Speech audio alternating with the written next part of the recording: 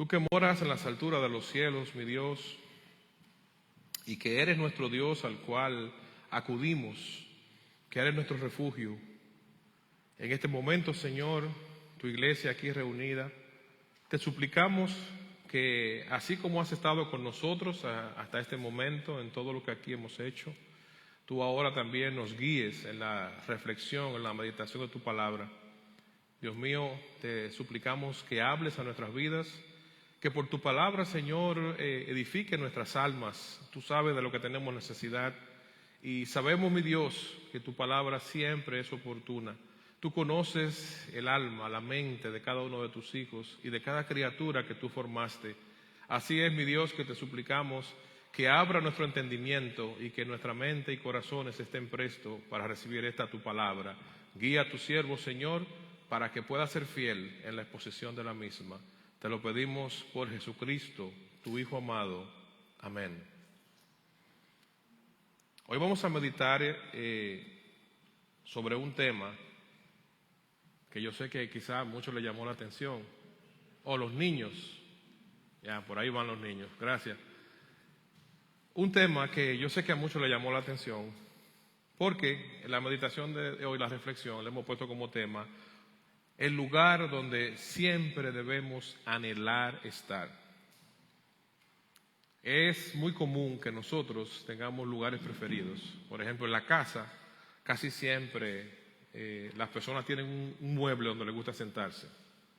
Usted en su casa, usted tiene ese lugar donde se siente más cómodo, sea porque le queda frente al televisor, lo que le gusta la lectura, sea porque es el lugar más cómodo para leer, asimismo también en el patio de la casa, inclusive hasta en la iglesia. Si usted se fija, cada uno de nosotros típicamente va y se sienta en el mismo lugar, casi siempre cada culto. Porque ese lugar ya usted se acomoda ahí, usted se siente mejor, usted se acomoda ahí porque sea por costumbre, sea porque se siente mejor, porque ahí se sientan las personas con las que usted se siente más cómodo estando cerca. O sea, que hay lugares de preferencia. Y así mismo, hermano, debe de ser en el plano espiritual. En el plano espiritual, nosotros debemos utilizar esta figura del lugar para entender que hay un lugar espiritual donde debemos anhelar estar.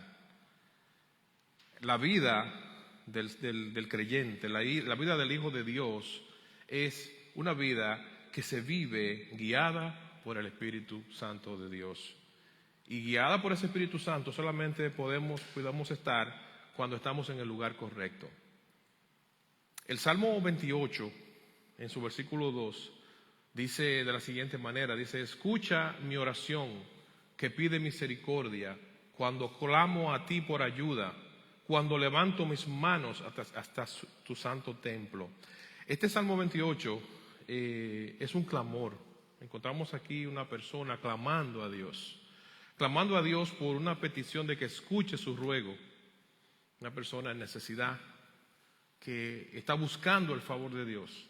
Y le dice: levanto mis manos hacia tu santo templo. Se refiere a la presencia de Dios como su santo templo. Nosotros sabemos que por la Escritura que en el Viejo Testamento la presencia de Dios habitaba en templos fabricados por mano de hombres. Y obviamente el escritor del Salmo 28 pues está haciendo una referencia a lo que él conoce. Pero en síntesis lo que quiere reflejar es cuando levanta sus manos hacia la presencia de Dios, cuando busca la presencia de Dios para ser asistido, es lo que quiere decir. Esta persona que escribe el Salmo 28 suplica a Dios. Y esto es un ejemplo que nosotros debemos de imitar. Es digno de que nosotros lo imitemos cuando vemos nuestra vida, cuando nos encontramos en el espejo de nuestra vida. Debemos de pedirle a Dios que escuche nuestras oraciones y debemos anhelar nosotros estar en esa presencia de Dios donde Dios puede escuchar nuestras oraciones. Utilizando la Biblia, el escritor del libro de Éxodos define un momento en el que Moisés estuvo en la presencia de Dios en Éxodo 34, 29 al 35, y Y Moisés, como un hombre usado por Dios para dirigir a su pueblo, era una persona que tenía comunión con Dios, que tenía contacto con Dios y era el intermediario entre Dios y el pueblo. Al Moisés exponerse a la presencia de Dios, al Moisés estar en la misma presencia del Señor, el rostro de Moisés resplandeció, dice la historia de Éxodo 34, y esto era visible por el pueblo, de una manera tal que Moisés tuvo que ponerse un velo, cubrirse el rostro para poder hablar con las personas, con el pueblo. Y esto reflejaba la gloria de Dios a la cual él había sido expuesto. Obviamente esto era una gloria de Dios que de la manera que estaba siendo reflejada en Moisés era algo pasajero, la forma visual donde el pueblo podía ver esa gloria. Y esto era algo que debía ser así porque de alguna manera Dios utilizaba símbolos y formas para mostrar su gloria a su pueblo. Y no es diferente en el día de hoy. De manera tal que no es diferente que con la llegada de Jesucristo, con la promesa de Jesucristo como Mesías, ya en el Nuevo Testamento vemos como el apóstol Pablo en 2 de Corintios hace una referencia a esta historia de Moisés para referirse a la presencia misma de Dios. En 2 de Corintios 3, versículos 2 al 18, vamos a ver cómo la Biblia utiliza ese ejemplo de Éxodo de Moisés para ilustrarnos a lo que debemos nosotros buscar, no solamente como individuos, sino también como pueblo de Dios. Buscar esa presencia del Señor. Y este es un significado espiritual profundo, lo que marca 2 de Corintios aquí, que nosotros debemos pedirle a Dios que nos ayude a discernirlo y abrazarlo. Y a discernirlo y abrazarlo una vez más como personas y como pueblo de Dios. Porque esto es algo donde yo trabajo conmigo delante de Dios y trabajo junto a mis hermanos delante de Dios. Vamos a ver qué dice 2 de Corintios 3, versículos 12 al 18. Tengo aquí las dos versiones. Voy a leerlo en la Nueva Traducción Viviente, pero también vamos a hacer algunas referencias aquí en la Reina Valera. Leído en la Nueva Traducción Viviente, dice 2 de Corintios 3, 12 al 18. Ya que este nuevo camino nos da tal confianza, podemos ser muy valientes.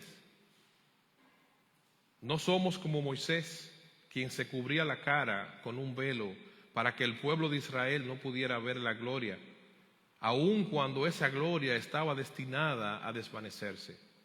Pero la mente de ellos se endureció y hasta el día de hoy, cada vez que se lee el antiguo pacto, el mismo velo les cubre la mente para que no puedan entender la verdad. Este velo puede quitarse solamente al creer en Cristo. Efectivamente, incluso hoy en día, cuando leen los escritos de Moisés, refiriéndose al pueblo, al pueblo de Israel, tienen el corazón cubierto con ese velo y no lo comprenden. En cambio, cuando alguien se vuelve al Señor, el velo le es quitado, pues el Señor es el Espíritu, y donde está el Espíritu del Señor, allí hay libertad. Así que todos nosotros, a quienes no ha sido quitado el velo, podemos ver y reflejar la gloria del Señor. El Señor, quien es el Espíritu, nos hace más y más parecido a Él a medida que somos transformados a su gloriosa imagen. Ese último versículo, versículo 17-18, en la versión Reina Valera se lee así. Dice el 17, porque el Señor es el Espíritu, y donde está el Espíritu del Señor, allí hay libertad. Por tanto, nosotros todos, mirando cara a cara, descubierta, como en un espejo, la gloria del Señor, somos transformados de gloria en gloria en la misma imagen, como por el Espíritu del Señor. En el tiempo de alabanza nosotros cantábamos y en una de las alabanzas cantábamos: ven y llena esta casa con tu gloria. La gloria postrera será mayor que la primera. Lo que vivió el pueblo de Dios en la historia, el pueblo de Israel en la historia del Antiguo Testamento, fue la misma gloria de Dios. Vieron la mano de Dios cuidarle, vieron la mano de Dios obrar en su favor, vieron cosas que quizás ninguno de nosotros volvamos a ver. La historia de la humanidad. Vieron un mar abrirse para ellos cruzar y ser salvos. Vieron cómo Dios se distribuye una plaga que acaba con todos los primogénitos y Dios cubrió a la gente de su pueblo. Vieron cosas como verse en un desierto sin comida, sin agua, y Dios proveyó para ellos, donde no había siembra, donde no había nada, y se levantaban por la mañana y podían recoger el maná para alimentarse, porque Dios lo proveía para ellos cada día. O sea, la gloria de Dios fue manifiesta visiblemente por este pueblo, y es un ejemplo para nosotros, que lo que vivimos hoy fue algo que se vivió también en esa historia. Ese pueblo de Dios que reflejó esa dureza de corazón, ese pueblo de Dios que reflejó muchas veces ese ignorar la gloria y la bondad y el amor de Dios. Nosotros muchas veces somos una semejanza de ese pueblo en nuestra forma de reaccionar ante Dios. Y aquí el escritor de Segunda de Corintios trae conciencia con este escrito para que nosotros entendamos que en este nuevo pacto de gracia, en este nuevo pacto con Jesucristo de venir como Mesías, morir por nosotros y ya hacerse Él el canal, el mediador entre Dios y nosotros tenemos muchos privilegios que no tuvieron el pueblo anterior. Nosotros tenemos privilegio de entrar delante de la misma presencia de Dios, donde en aquel momento, lo que relata el libro de Éxodos en su capítulo 34, y durante el libro relata acerca de ese tabernáculo, de ese altar que se construyó, que el mismo Dios instruyó para que se construyera. Ese altar que se construyó donde bajaba la presencia de Dios, y a través de los sacerdotes Dios hablaba con su pueblo. Ahora, por Jesucristo, nosotros tenemos el privilegio de tener el Espíritu Santo con nosotros y tener a Cristo como mediador, y de que Dios pueda bregar con nosotros uno a uno, cara a cara. Nosotros tenemos ese privilegio, pero nosotros muchas veces estamos los brazos de Dios abiertos para nosotros y nosotros corriendo para el sentido contrario. Y el mejor lugar donde una persona debería anhelar estar es en esa presencia de Dios. El lugar más preciado, el lugar más seguro, el lugar de paz es la presencia misma de Dios.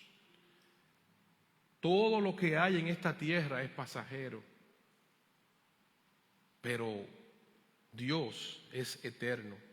Nosotros somos seres eternos y vamos a vivir en una eternidad. Pero mientras estemos en esta tierra, nosotros aquí vamos a tener padecimientos, como fue promesa del Señor. Él dijo: en el mundo ustedes van a tener aflicciones, pero confíen en mí que yo he vencido al mundo. El Señor nos advirtió a través de su palabra de todas las cosas que nosotros íbamos a enfrentar, pero también nos dejó la esperanza y la seguridad de a dónde deberíamos asistir, qué deberíamos hacer para poder disfrutar de la cobertura y de la gloria de Dios en nuestras vidas.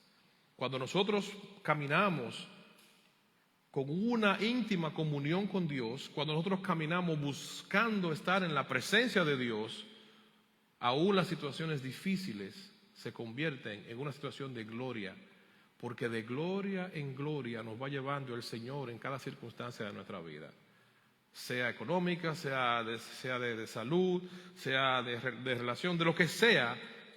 Cuando estamos dirigidos por la misma presencia de Dios, cuando tenemos una comunión íntima con Dios, la misma presencia de Dios va guiando nuestra vida, y cada situación que vivimos Dios la usa para nuestro bien, también dice la Biblia. O sea que estar en la presencia de Dios es el mayor beneficio que puede tener un creyente, un hijo de Dios. Es el mayor beneficio que puede tener un ser humano que ha creído en el Señor por su palabra. En los versículos 14 al 17 de 2 de Corintios 3, vemos cómo el libro de Corintios en este capítulo 3 nos refleja la importancia de que como pueblo nosotros necesitamos trabajar nuestra conversión. La importancia que tiene trabajar la conversión. Nosotros, dice la Biblia, cuando define la salvación, arrepentíos y convertidos. Nos habla de dos pasos, el arrepentimiento y la conversión. Muchas veces nosotros nos quedamos en el arrepentimiento, pero ese proceso de conversión, ese proceso de ir dejando que nuestro carácter sea transformado cada día más de nuestra vida a la imagen de Jesucristo, que se parezca cada vez más al de Cristo, es al que muchas veces muchos de nosotros no estamos dispuestos a entrar. Y ese no estar dispuesto implica que nuestro amor hacia Dios no es suficiente. No es suficiente, porque cuando amamos a Dios hay una disposición voluntaria y Dios pone en nosotros el querer como el hacer. Entonces debemos pedirle a Dios que nos ayude por su misericordia a que en este aspecto de como pueblo de Dios, como iglesia de Jesucristo, nosotros nos dejemos moldear por el Señor y procuremos la transformación de nuestro carácter. Necesitamos trabajar para que nuestro carácter sea convertido cada vez más al de Jesucristo. El pueblo de Israel, en esta historia que narra este capítulo 3 de 2 de Corintios, tenía una dureza de corazón. Y en esa dureza de corazón, el mismo escritor de 2 de Corintios, el apóstol Pablo, él sufre como un hombre que fue impactado por Dios, que su corazón le pertenecía a Dios y que aprendió a amar a Dios a través de Jesucristo. Tenía amor por las almas que se pierden.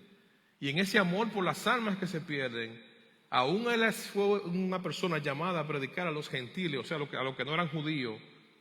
Los judíos eran criaturas de Dios y fue un pueblo señalado por Dios.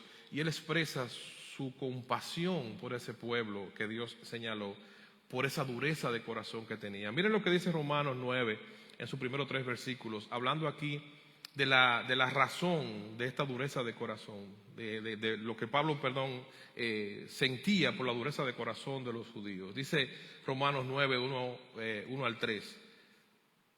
Con Cristo de testigo, hablo con toda veracidad, mi conciencia y el Espíritu Santo lo confirman. Tengo el corazón lleno de amarga tristeza e infinito dolor. Así se está expresando el apóstol. E infinito dolor por mi pueblo, porque él era judío, mis hermanos judíos. Yo estaría dispuesto a vivir bajo la maldición para siempre, separado de Cristo, si eso pudiera salvarlos. Un hombre que sus ojos espirituales habían sido abiertos, que era judío, que había sido llamado por Dios para predicar a los que no eran judíos, ahora expresa su tristeza por la actitud de sus hermanos, por el rechazo a Dios de sus hermanos. El apóstol Pablo afirma cómo él se siente ante esa dureza de corazón y cómo él se siente al ver que un pueblo que vio la gloria de Dios manifiesta en todo momento y que conocía los estatutos de Dios, y nada de eso fue suficiente para que ellos doblegaran su corazón a Dios, porque sus ojos espirituales estaban ciegos. Ellos rechazaban a Cristo, ellos rechazaban al Señor porque estaban cegados por su religiosidad. Ellos tenían un sistema de reglas que cumplían y ese sistema de reglas los cegaba, y ellos entendían que cumpliendo las reglas estaban bien delante de Dios. Así entendemos muchas personas. Muchas personas entienden que cumpliendo reglas de congregarse, de aportar, de hacer, eso va a, como decía un pastor el día pasado predicando a nosotros, a tumbarle el pulso al Señor. Eso no le tumba el pulso al Señor. El Señor necesita ver nuestro corazón, necesita ver que nuestro corazón esté inclinado hacia Él. Ahora, ¿qué pasa con un corazón inclinado a Dios? Que todo lo demás viene por añadidura. El congregarme, la obediencia a la palabra, el trabajar para la obra de Dios, todo eso viene ya por una motivación correcta, y es porque amo a Dios y no porque estoy cumpliendo una regla.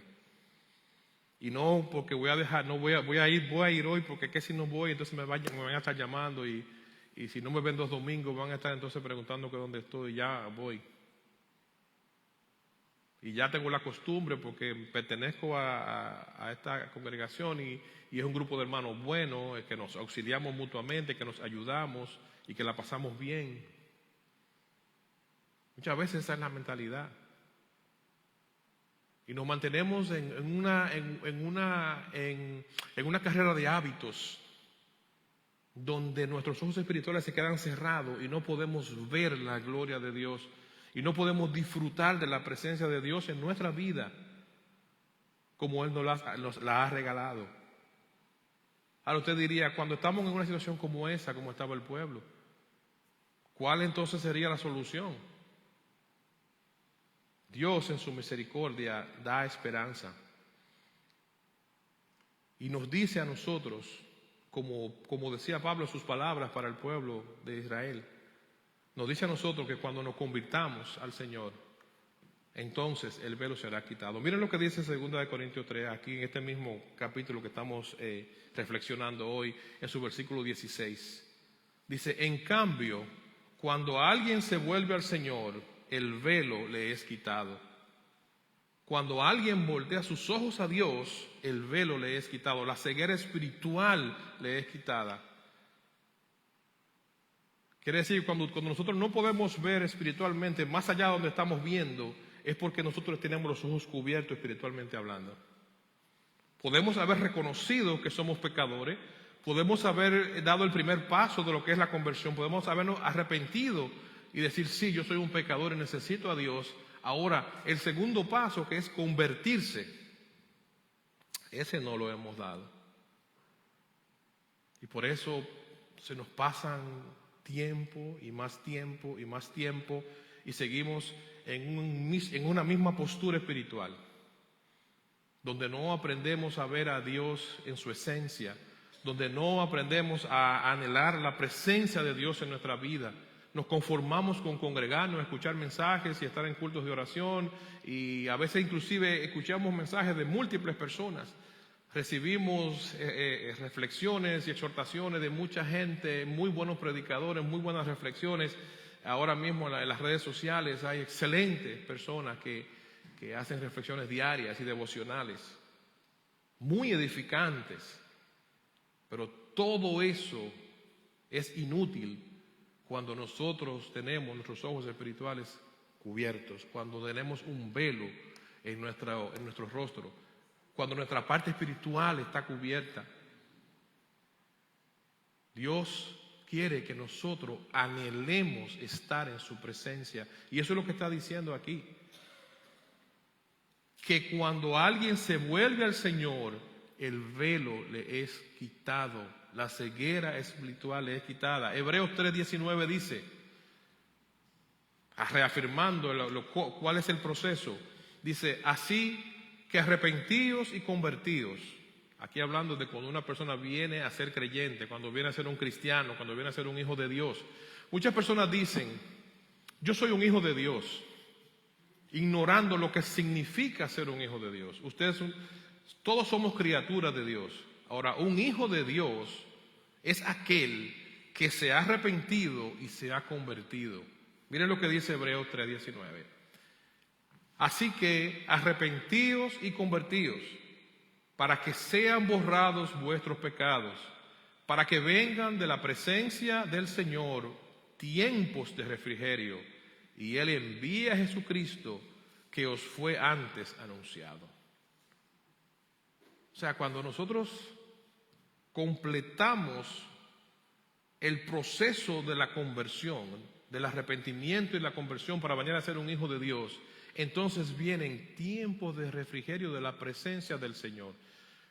Tanto aquí en la tierra y obviamente cuando vayamos al cielo. En nuestro proceso, en nuestro peregrinar, en nuestra vida en esta tierra, vienen tiempos de refrigerio. Cuando una persona se mantiene en la presencia del Señor, cuando una persona se mantiene espiritualmente conectado con el Señor, cualquier cosa que esté viviendo va a ver a Cristo a través de ella. Cualquier circunstancia que esté viviendo va a ver a Cristo a través de ella.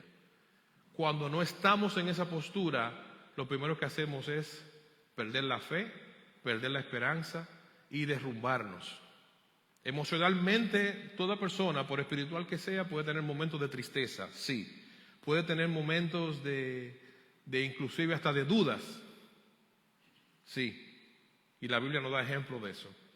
Ahora, una persona que se mantiene en comunión con Dios, que mantiene su espíritu en la presencia del Señor, en comunión con Dios, el mismo Espíritu de Dios le guía y le lleva al terreno espiritual correcto, porque sus ojos espirituales están abiertos. Muchas veces nosotros podemos ser inclusive buenos conocedores de la Biblia. Conocemos bastante bien la Biblia, conocemos la historia bíblica, la podemos narrar, inclusive podemos citar textos de memoria y decir en qué orden están los libros. El pueblo de Dios estaba lleno de personas así, que conocían perfectamente la Escritura y no habían conocido a Dios. No habían conocido a Dios.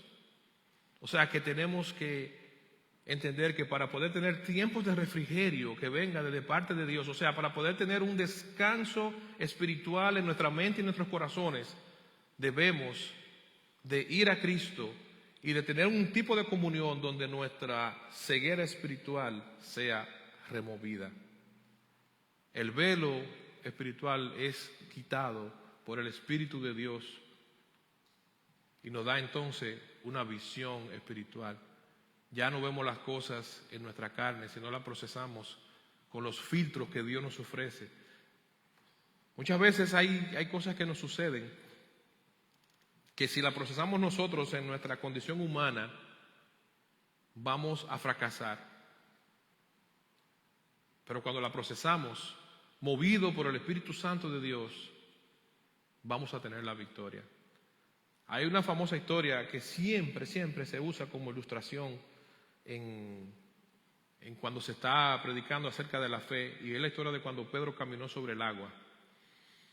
Cuando el Señor Jesucristo se aparece a los apóstoles y ellos están en la barca, y Pedro le dice: si eres tú, llámame, permíteme caminar hacia ti sobre el agua. Pedro comenzó. Mientras mantuvo sus ojos puestos en Jesús, confiando en Jesús, mientras mantuvo esa conexión con el Señor, Pedro caminó sobre el agua. Cuando bajó la mirada del Señor, entonces se comenzó a hundir. La Biblia usa muchas figuras, usa muchas formas para ilustrarnos a nosotros el poder de Dios, la gracia de Dios, para ilustrarnos a nosotros el camino correcto. Y este momento donde Pedro tiene este encuentro con el Señor es uno de los momentos que nosotros nos sirven para reflexionar lo que significa mantener su mirada puesta en Dios a través de Jesucristo. Mientras confió en el Señor, mientras mantuvo la fe de que era el Señor que lo estaba llamando, mientras mantuvo la fe de que era Jesucristo que le estaba diciendo: ven, camina por las aguas, la fuerza de la gravedad nos dice a nosotros que usted no puede pararse en el agua y caminar sobre ella porque se va a hundir. Pero el poder sobrenatural de Dios puede hacer eso y más. Entonces, cuando Pedro se puso como un hombre del mar, un pescador que sabía lo que era el mar, acostumbrado a andar en ese mar pescando día por día, a decir: pero es en el agua que estoy. Entonces comenzó a hundirse. Y así es la vida cristiana. Los tiempos que vivimos, mis hermanos y amigos, son tiempos muy difíciles. Y son tiempos que van a empeorar. Y son tiempos donde no podemos dudar de que cada vez más el trabajo de las tinieblas es mayor, es más agudo, es más fuerte. Y si nosotros como pueblo de Dios no entendemos esta realidad, vamos a fracasar y vamos a morir en el desierto. Vamos a estar congregándonos, vamos a estar haciendo muchas cosas que no van a tener ningún fruto. Si nosotros no buscamos el rostro de Dios, si nosotros no anhelamos el rostro de Dios, estar íntimamente en conexión con el Señor, nosotros vamos a ser un grupo más de personas que camina, que se mueve y que hace cosas. pero no vamos a ser el pueblo de Dios que representa la imagen misma de Dios, que representa el poder sobrenatural de Dios. No vamos a ser ese pueblo. Fíjese que muchas veces hasta trabajo le da a muchas personas decir que son creyentes. Que a veces cuando dicen en un círculo de donde están, de trabajo, de lugar, ¿y tú eres creyente, tú eres cristiano? Yo no sabía. En 10 años, en 15 años juntos, no, yo no sabía. Porque nunca dio una señal de que es un creyente. Todo lo contrario, mantuvo calladito, para que no se dieran cuenta. Entonces, ese tipo de cosas nos deja ver a nosotros dónde estamos parados con Dios. Somos criaturas de Dios, podemos haber reconocido nuestra pecaminosidad, pero no somos hijos de Dios. Y mucho menos tenemos visión espiritual. Tenemos una cobertura espiritual que no nos deja ver más allá de nuestros ojos. Cuando nosotros leemos el versículo 18 de este 2 de Corintios, podemos ver que no solamente el escritor de 2 de Corintios 3 se está refiriendo a esta visión como nación y como pueblo, de tener, de buscar ser renovados y de convertirnos a Dios como pueblo, sino que también como persona, como individuo, nos está exhortando a que así como nosotros a nivel de iglesia, de pueblo de Dios, debemos de buscar convertir nuestro carácter a que se parezca al de Jesucristo, también como persona, como individuo, debe ser nuestra prioridad. Dice el versículo 18, por tanto nosotros, refiriéndose a los hijos de Dios, al pueblo de Dios, nosotros todos, mirando a cara descubierta, como en un espejo, la gloria del Señor, somos transformados de gloria en gloria en la misma imagen como por el Espíritu del Señor. Bajo ese antiguo pacto, donde se relata el evento donde Moisés reflejó la gloria de Dios, solo Moisés podía subir y entrar al monte y tener esa comunión con Dios. Solo él podía hacerlo. Pero bajo este nuevo pacto, bajo ahora esta nueva gracia donde Cristo como Hijo de Dios vino, murió en una cruz y pagó por nuestros pecados, ahora ya no hay una exclusividad para una persona. Ahora no es solamente el pastor, ahora no es solamente los hermanos del ministerio de oración, ahora todo creyente, todo hijo de Dios puede entrar delante de su presencia y gozar de este privilegio por medio de Jesucristo. En el libro de Hebreos, corroborando esto, nos dice, Hebreos 10, versículos 19 y 20, así que, amados hermanos, podemos entrar con valentía en el lugar santísimo del cielo por causa de la sangre de Jesucristo. Esa figura de ese tabernáculo, esa figura de ese templo que Dios utilizó en el Viejo Testamento, donde se hacía una carpa, una tienda, y allí donde habían 3 niveles, donde en el último nivel se le llamaba el lugar santísimo, y allí descendía la misma presencia de Dios. Ese es el lugar donde nosotros hoy, los creyentes, tenemos el privilegio de entrar, a ese lugar santísimo, a esa misma presencia de Dios. Y lo que está diciendo el libro de Hebreos aquí en este versículo 19 y 20 es que nosotros podemos entrar con valentía, o sea, sin ningún temor, a ese lugar santísimo del cielo por causa de la sangre de Cristo. Eso nos hace a nosotros, cuando leemos esto, o debe hacernos a nosotros, valorar qué fue lo que Cristo hizo en la cruz. ¿Qué es lo que significa el sacrificio y la muerte de Cristo en la cruz? Es que Cristo pagó un precio para que usted y yo pudiéramos entrar a la misma presencia de Dios. Dice el versículo 20, por su muerte Jesús abrió un nuevo camino, un camino que da vida a través de la cortina al lugar santísimo. El 21 dice, ya que tenemos un gran sumo sacerdote que gobierna la casa de Dios.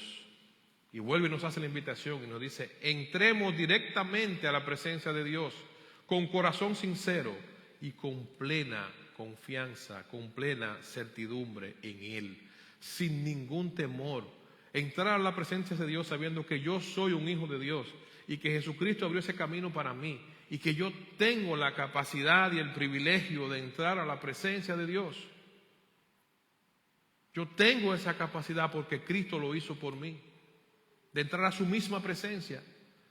Pues nuestra conciencia culpable ha sido rociada con la sangre de Cristo, a fin de purificarnos, y nuestro cuerpo ha sido lavado con agua pura.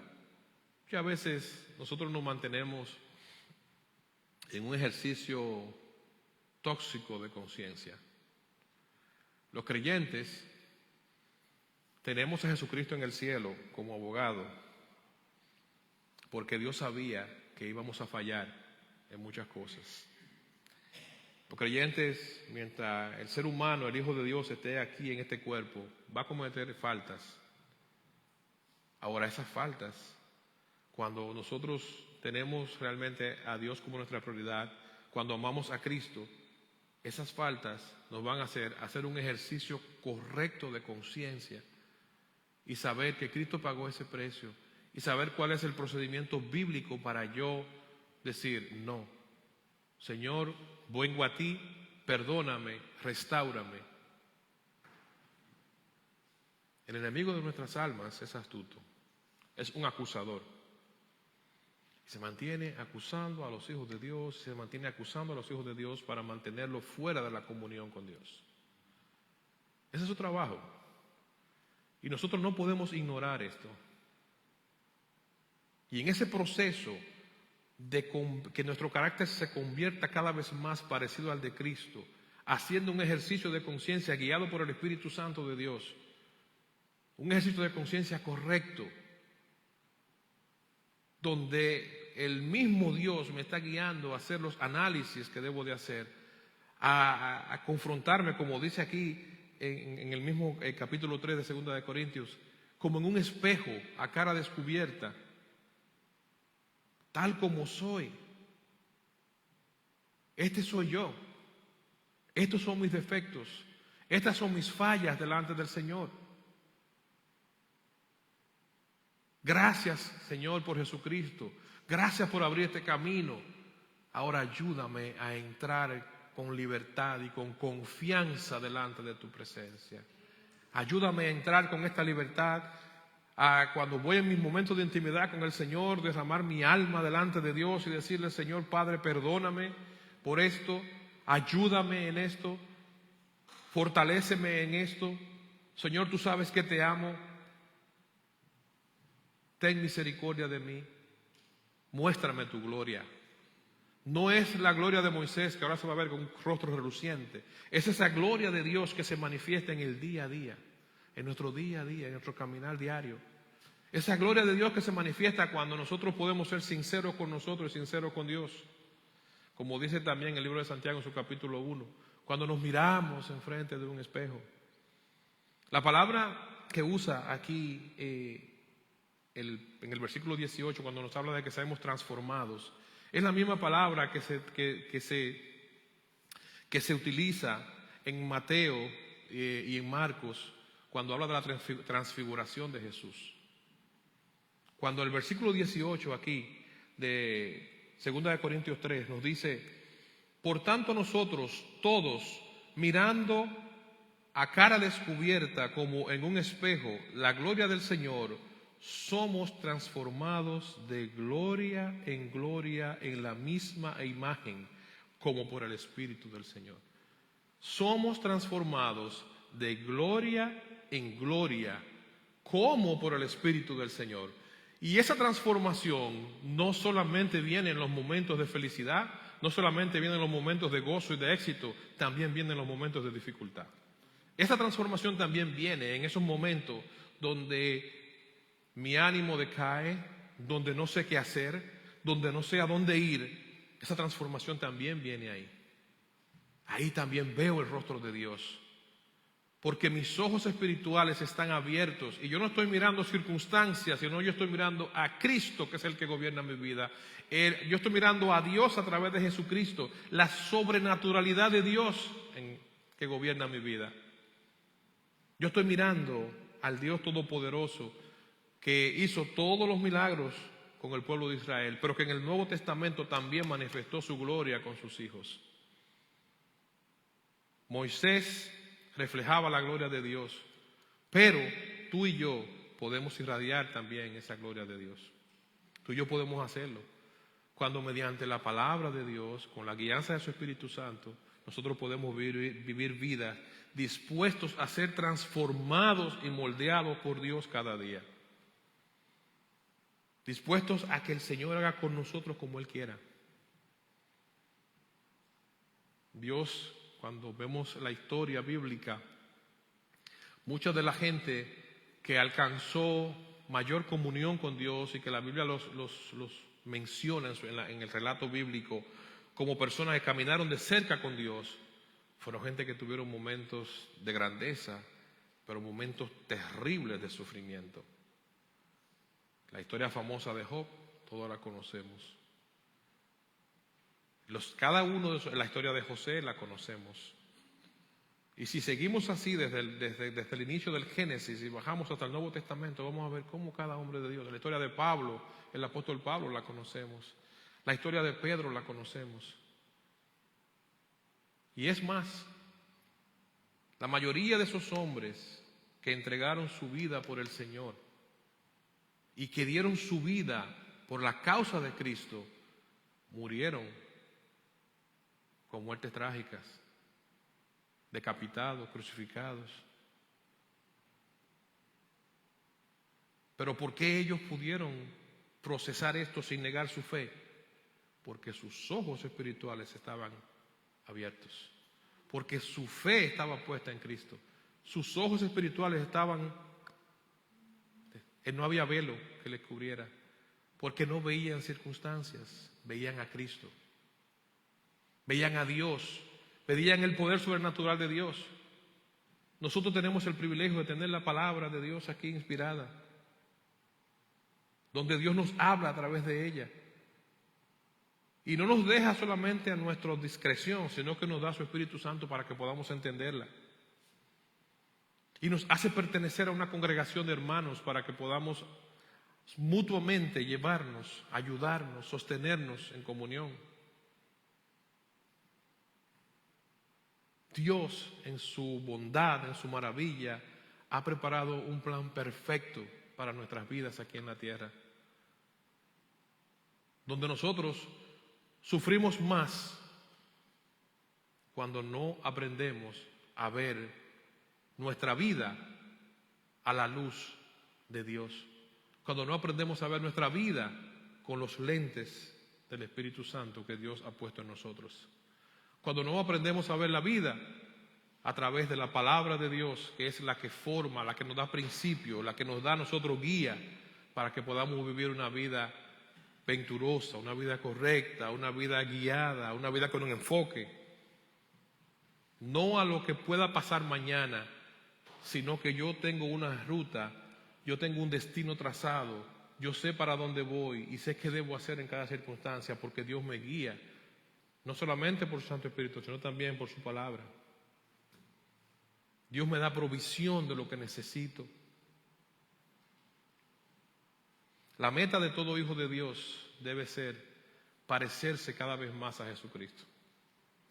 Jesucristo fue el modelo perfecto. Jesucristo soportó muchas cosas, incluyendo la cruz.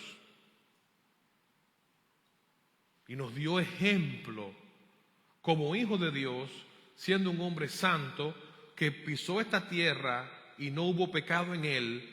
Nos dio ejemplo de lo que significaba mantenerse apegado al Padre. Aunque era Dios, Él también era hombre. Y la meta de cada uno de nosotros debe de ser que nuestro carácter se parezca cada vez más al de Jesucristo. Así es, mis hermanos, que nuestra obediencia debe de surgir de un corazón que ama a Dios y no debe ser establecida por una relación de cumplimiento. Mi obediencia a Dios debe de surgir de un amor a Dios, de un amor a Cristo, de un agradecimiento al Señor y de un deseo de estar cerca de Dios y de un deseo de permanecer en su presencia, no solamente de que Dios me supla, me cubra, me proteja, sino de permanecer en su presencia. Y concluyo con estas palabras del Salmo 16, su versículo 9 al 11. Dice el Salmo 16, versículo 9: con razón mi corazón está contento y yo me alegro. Mi cuerpo descansa seguro, pues tú no dejarás mi alma entre los muertos, ni permitirás que tu santo se pudra en una tumba. Me mostrarás el camino de la vida, me concederás la alegría de tu presencia y el placer de vivir contigo para siempre.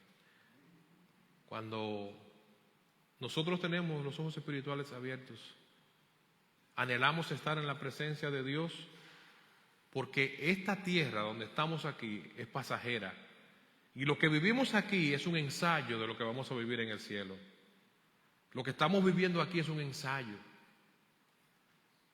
Y la Biblia nos promete, como dice el Salmo 16 aquí, que el Señor nos va a conceder la alegría de estar en su presencia y permanecer en Él para siempre. Así es que, mis hermanos, amigos, que Dios nos ayude a los que ya hemos creído en el Señor a procurar estar delante de su presencia, a pedirle a Dios por su misericordia que nos ayude a amarle, que nos ayude a caminar con Él de cerca, que quite nuestra ceguera espiritual. Y a los que no han creído, que en su misericordia el Señor le alcance para salvación y puedan salvar su alma de la perdición eterna, para que no solamente tengan una garantía eterna, sino que su vida en esta tierra también sea una vida plena de confianza en el poder sobrenatural de Dios. Vamos a orar. Padre, muchas gracias por tu palabra. Gracias por tu provisión, mi Dios. Gracias, Padre, porque tú hablas a nuestras vidas a través de ella.